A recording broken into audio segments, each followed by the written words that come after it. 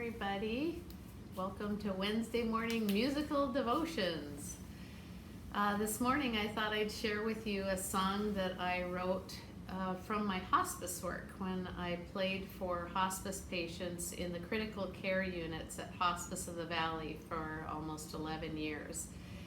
And there were just so many amazing stories that came out of it, and God's love was so evident in all of it. And so this song is called Sweet Embrace.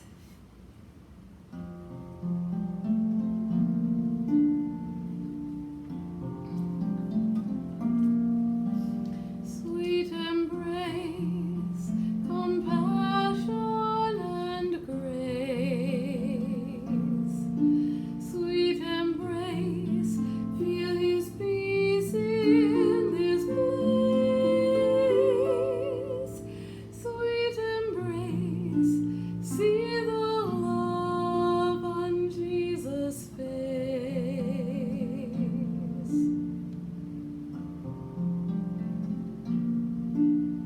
She held her mommy's hand, only 10 years old.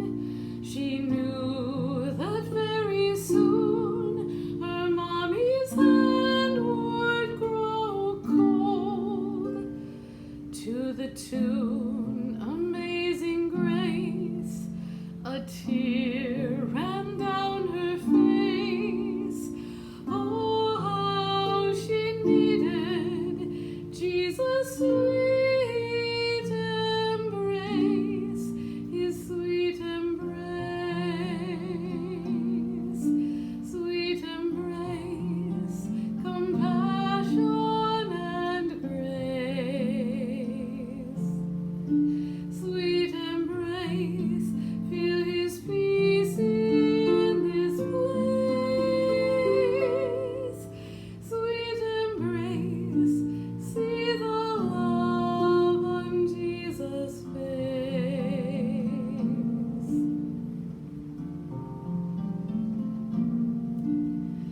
Faced with death in days, He refused to change His ways. He believed there was no God and there was no more to say. But then Jesus came, said, I love you just the same. And as His breathing ceased, He went with Jesus in peace, in His sweet embrace. Sweet embrace, compassion and grace. Sweet embrace, feel His peace in this place. Sweet embrace, see the love on Jesus' face.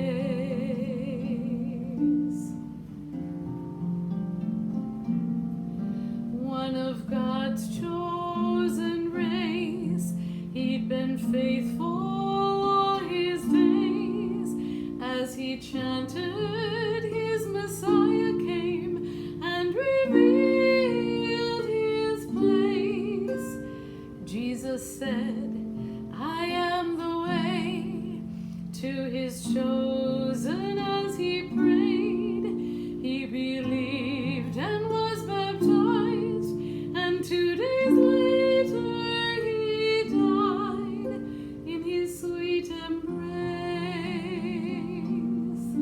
Sweet embrace, compassion and grace.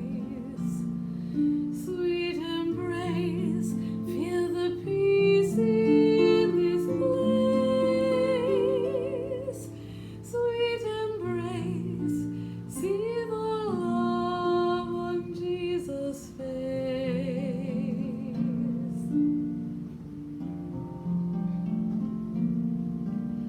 Her face glowed with love, for Jesus came from above and took her to see His heavenly home.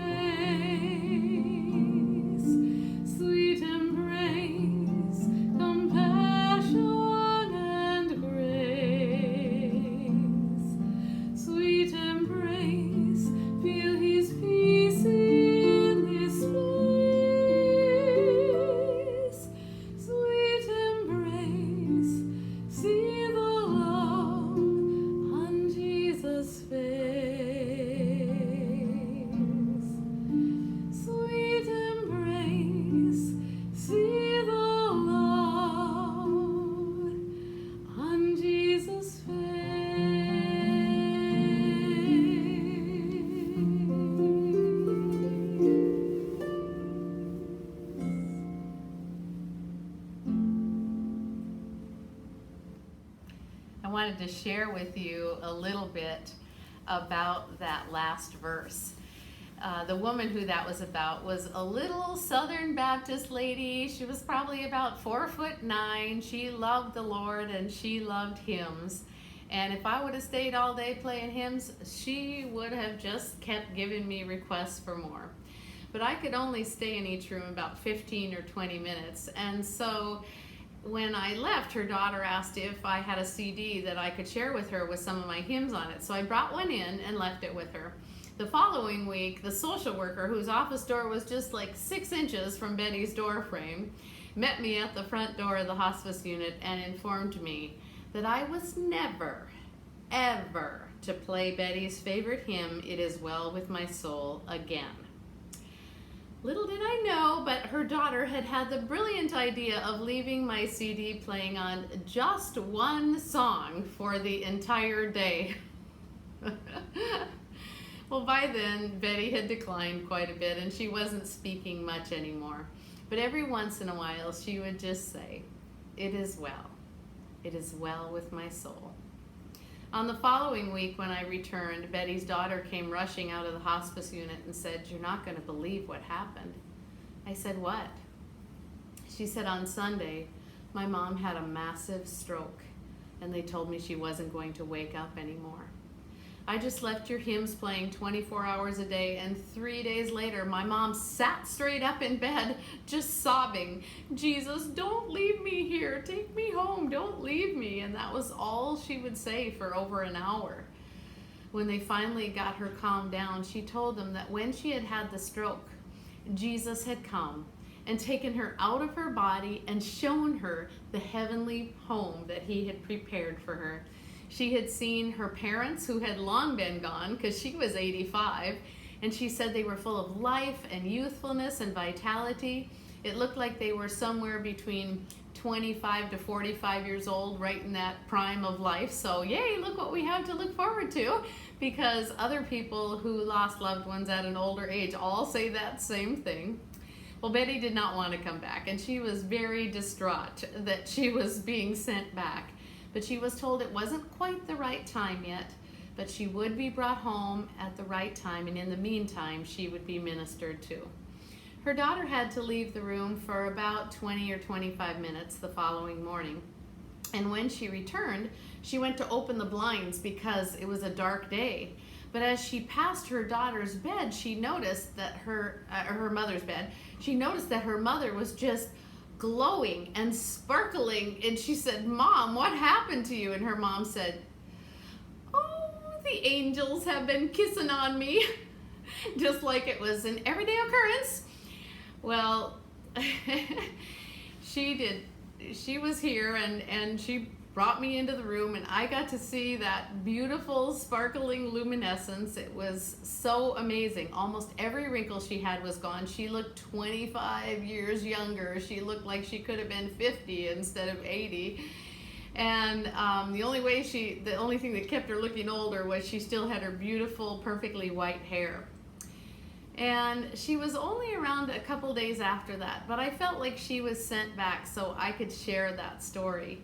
And because it was around the time I began the hospice work, and so I've played for over 25,000 patients and their families in hospice, and I got to share that story with probably well over 10,000 of the families who were scared or worried or sad, and gave them hope and the knowledge of what really does happen when we die. And so I think what we can take away from Betty's experience is that those of us who are, friends with the Lord have a place waiting for us. He really does have a place. We do get to see those people we love who have gone before us. He does send his angels to minister to us.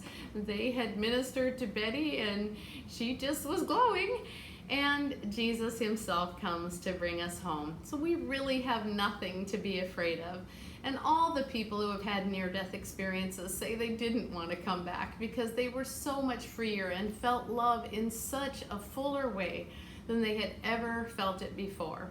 And so I hope that's an encouragement for you today to not fear in the midst of everything that's going on. We don't have to fear. We have the Lord. And so we can live in joy and love and peace, kindness, compassion, and put our attention on those around us. So I'd like to invite you next to sing along on Betty's favorite hymn, It Is Well With My Soul.